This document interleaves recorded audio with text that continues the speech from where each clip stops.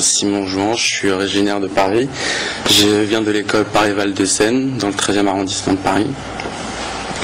Donc je vais commencer par répondre à la question: avez-vous peur du vide? Donc en fait, chacun de nous spontanément répondrait oui à cette question-là.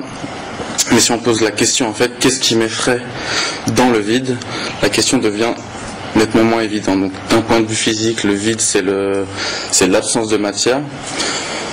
Donc dans ce cas, la peur est liée à la notion de chute qui elle-même est liée à la notion de douleur, voire si on va jusqu'à l'extrême, à la notion de mort.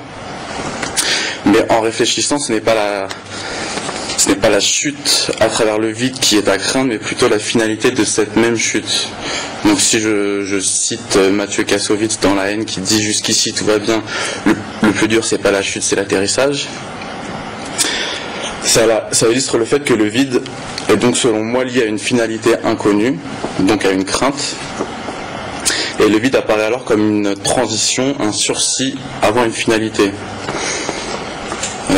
Donc ça c'est visible dans plusieurs domaines, donc que ce soit donc la physique comme j'ai évoqué tout à l'heure, l'astronomie.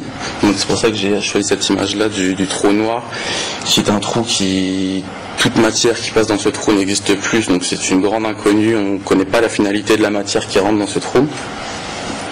Et donc si il y a peur, elle est motivée par l'issue non maîtrisée et non maîtrisable des choses et de leur déroulement. Donc alors moi ma réponse c'est que non, je n'ai pas peur du vide, mais je m'interroge sur sa fin et nourris des espoirs aussi légitimes que la peur.